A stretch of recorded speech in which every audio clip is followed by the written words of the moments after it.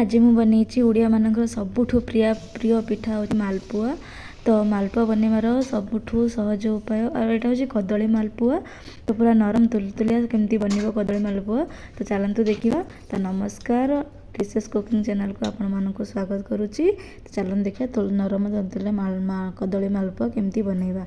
तो मुझे कदली मालपुआ बनवाई गोटे बाटी एमती गोटे बाटी नहीं मैदा। ता सहित मुझे कम सोजी नहीं जमी हम 4 भागरू 3 भाग मैदा ने आ गोटे भाग सोजी ने।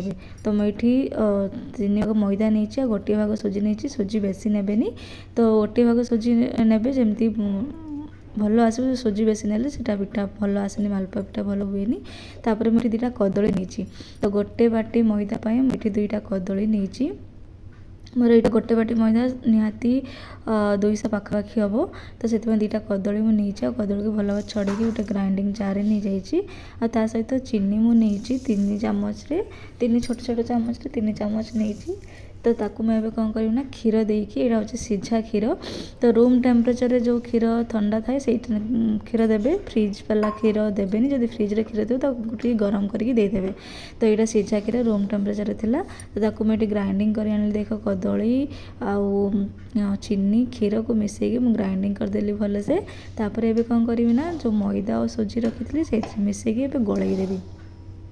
तो देखो मुझे ढाली गलई नौ भल भाव सोजी आउ मैदा को मिक्स करदेली।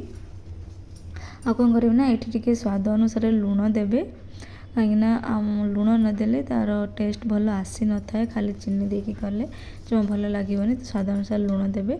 तापर ये कौन करें ना जो रखि थे कदली आउ क्षीर चीनी को मिसेकी ये भल भाव गलई ने। फास्ट देवेनि कि पानी कि क्षीर किसी देवेनि एमती कदली सहित फास्ट मैदा को गलेबे। तो जना पड़ जाव आपन को केते क्षीर आ केते पानी दरकार पड़ो। तो मुझे देखो फास्ट गलई नेली।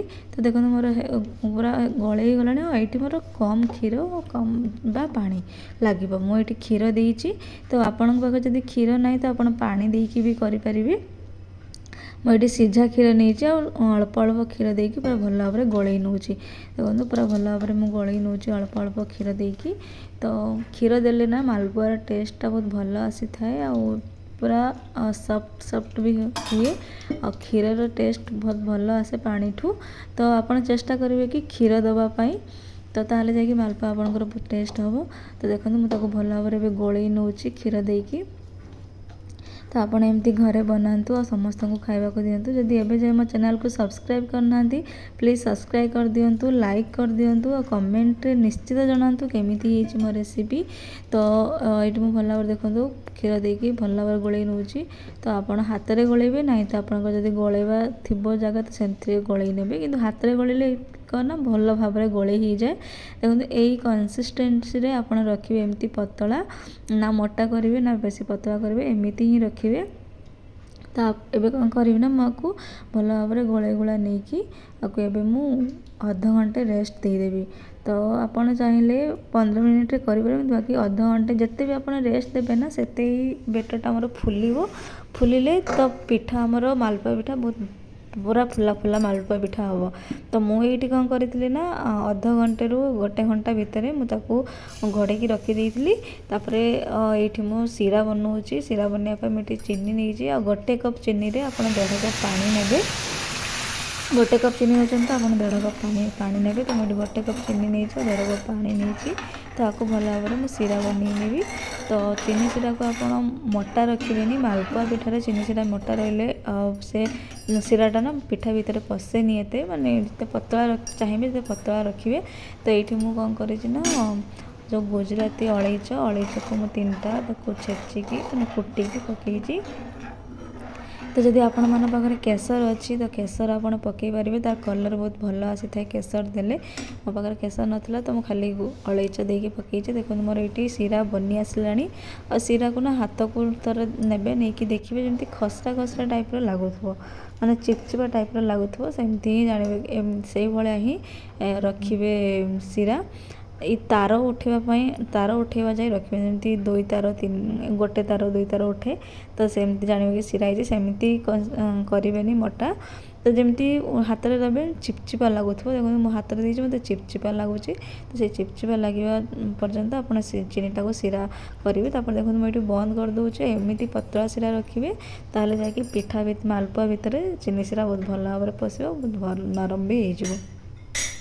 ତ ମୁଁ ଏଇଠି ବନ୍ଦ କରି ଗୋଟେ ସାଇଡ଼୍ରେ ରଖିଦେଉଛି। ଏବେ ମୁଁ କଢ଼େଇ ବସେଇଲି, କାହିଁକିନା ପିଠା ଛାଣିବା ପାଇଁ। ପିଠା ମୋର 1 ଘଣ୍ଟା ରେଷ୍ଟ ଦେଇସାରିଛି ମୁଁ। ଆଉ ଦେଖନ୍ତୁ ଏଇଠି ମୁଁ ଫାଷ୍ଟ ତେଲ ଗରମ ହେଇଛି କି ନାହିଁ ଫାଷ୍ଟ ଜାଣିବା ପାଇଁ ଏମିତି ଟିକେ ପକେଇବେ, ଦେଖିବେ କି କେମିତି ହେଇଛି। ତେଲ ଗରମ ହେଇଛି କି ନାହିଁ। ଆଉ ଦେଖନ୍ତୁ ମୋର ଏଇଠି କେତେ ସୁନ୍ଦର ପକେଇ ଦେଉଛି ଆଉ ଫୁଲିବ ମୋ ପିଠା। ଦେଖନ୍ତୁ କେତେ ସୁନ୍ଦର ମୋର ଫୁଲୁଛି, କାହିଁକିନା ମୁଁ ଏଇଟା 1 ଘଣ୍ଟା ରେଷ୍ଟ ଦେଇଦେଇଥିଲି, ସେଥିପାଇଁ ମୋ ପିଠା କେମିତି ଫୁଲିଛି ଦେଖନ୍ତୁ। ତ ମାଲପୁଆ ପିଠା ଫୁଲିଲେ ହିଁ ତା'ର ପୁରା ପିଠାଟା ନରମ ହେଇଥାଏ। ଦେଖନ୍ତୁ ମୋର ଫୁଲିଛି। ଆଉ ମୁଁ ତାକୁ ଗୋଟେ ସାଇଡ଼୍ରେ ଓଲଟେଇ ଦେଇଛି। ଆଉ ଏମିତି ବାହାର କରିନେବେ ଗୋଟେ ଜାଗାରେ। ଆଉ ଯାହା ଏକ୍ସଟ୍ରା ତେଲ ଥିବ ନା, ଏମିତି ଗୋଟେ ଚାମଚ ସାହାଯ୍ୟରେ ତାକୁ ଏମିତି ଚାପି ନେବେ, ଯେଉଁ ଏକ୍ସଟ୍ରା ତେଲ ଥିବ ସେ ବାହାରିଯିବ। ଏମିତି କରିକି ମୁଁ ସବୁ ଗୋଟେ ପିଠା ଏମିତି କରିକି ସବୁ ମୁଁ ପିଠା ବନେଇଛି। ତ ଦେଖନ୍ତୁ ଏମିତି ଆପଣ ଘରେ ମାଲପୁଆ ପିଠା ବନେଇକି ଦେଖନ୍ତୁ, ମାର୍କେଟ ବି ଫେଲ୍ ହେଇଯିବ। ଆଉ ଗୋଟେ ଥରରେ ଆପଣଙ୍କର ମାଲପୁଆ ପିଠା ପୁରା ପରଫେକ୍ଟ ବନିବ। ତ ଏଇ ଟ୍ରିକ୍ରେ ଏମିତି ପ୍ରୋସେସ୍ରେ ଆପଣ କରନ୍ତୁ, ଦେଖିବେ ବହୁତ ହି ସୁନ୍ଦର ଲାଗିବ। ଖାଇବାକୁ ପୁରା ପାଟିରେ ମିଳେଇ ଗଲା ଭଳିଆ ଲାଗିବ। ଆଉ ଏତେ ସୁନ୍ଦର ଲାଗିବ କି ଘରେ ସମସ୍ତେ ଆପଣଙ୍କୁ ପ୍ରଶଂସା କରିବେ। ଆଉ ମାର୍କେଟରୁ କିଣିକି ଖାଇବା ପାଇଁ ଆପଣଙ୍କୁ ଇଚ୍ଛା ହେବନି, ସବୁବେଳେ ଭାବିକି ଆମେ ନିଜେ ହିଁ ଘରେ ବନେଇକି ଖାଇବୁ। ତ ଏଇଠି ଦେଖନ୍ତୁ ମୁଁ ସବୁ ପିଠାକୁ ଗୋଟେ ଛାଣି ନେଇଛି। ଆଉ ଏଠି ଯେଉଁ ମୁଁ ଚିନି ଶିରା ରଖିଥିଲି, ଆଉ ଚିନି ଶିରାଟା ଦେଖିବେ ସବୁବେଳେ ଗରମ ଥିବ, ବେଶୀ ଥଣ୍ଡା କରିବେନି, କାହିଁକିନା ପିଠାଟା ଆମର ମୁଁ ଥଣ୍ଡା କରିକି ପକାଉଛି ତେଲ ପୁରା ଛାଡ଼ିଲା ପରେ। ତ ସେଥିପାଇଁ ଚିନି ଶିରାଟାକୁ ଟିକେ ଗରମ ରଖିଥିବେ, ଯେମିତି ସାଙ୍ଗେ ସାଙ୍ଗେ ପିଠା ଭିତରେ ପୁରା ପଶିବ ସେ ଚିନି ଶିରାଟା। ହେଇଯିବ ଥଣ୍ଡା ରହିଲେ ଏତେ ବହୁତ ଟାଇମ୍ ଲାଗେ ଚିନି ଶିରା ଭିତରେ ପଶିବା ପାଇଁ। ଏମିତି ଗୋଟେ ଦେଖନ୍ତୁ ପକାଇଥିଲି ସବୁ ପିଠାକୁ। ଆଉ ପିଠାକୁ ଏଇଭଳିଆ କଲର୍ରେ ହିଁ ପିଠା ଆପଣ ବନେଇବେ, ବେଶୀ ହ୍ୱାଇଟ୍ ରଖିବେନି, ଏମିତି ଲାଲ କରିକି ବନେଇବେ। ତାପରେ ଦେଖନ୍ତୁ ମୁଁ ଏମିତି ତାପରେ ସବୁ ଶିରାକୁ ନା ତା ଉପରେ ପକାଇ ନେଉଛି। ଆଉ ଦେଖନ୍ତୁ ମୋ ଶିରା କେତେ ପତଳା ଅଛି, ଚିନି ଶିରା। ଏମିତି ଚିନି ଶିରା ହିଁ ପତଳା କରିବେ। ତ ମୁଁ ଏମିତି ସବୁ ପିଠା ଉପରେ ଟିକେ ଏମିତି ପକାଇ ନେଉଛି, ତାକୁ ଓଲଟେଇ ବି ନେବି, କାହିଁକିନା ଗୋଟେ ସାଇଡ଼୍ରେ ହେଇଯିବ ଆଉ ଗୋଟେ ସାଇଡ଼୍ରେ ହେବନି। ସେଥିପାଇଁ ମୁଁ ଏମିତି ଗୋଟେ ସାଇଡ଼୍ରେ ଓଲଟେଇ ନିଏ। ଗୋଟେ ସାଇଡ଼୍ରେ ମୋର ହେଇସାରିଛି, ଆଉ ଗୋଟେ ସାଇଡ଼୍କୁ ମୁଁ ଓଲଟେଇ ନେଉଛି।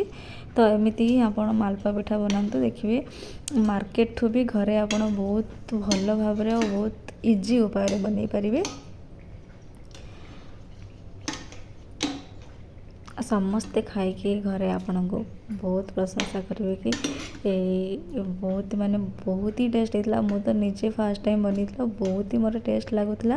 ଆଉ ଘରେ ସମସ୍ତେ ଖାଇକି ବହୁତ ଭଲ କହିଥିଲେ। ତ ଆପଣ ଏମିତି ଘରେ ବନାନ୍ତୁ ଆଉ ସମସ୍ତଙ୍କୁ ଖାଇବାକୁ ଦିଅନ୍ତୁ। ମୋର ଏଇଠି ମୁଁ ସବୁ ବନେଇ ସାରିଛି। ଆଉ ଦେଖନ୍ତୁ ମୋର କେତେ ସୁନ୍ଦର ବି ଦେଖାଯାଉଛି। ଆଉ ଗୋଟେ ମୁଁ ଲାଷ୍ଟରେ କରିଥିଲି, ଲାଷ୍ଟରେ ଥିଲା ତ ସେଇଟା ଆଣିକି ପକେଇଲି।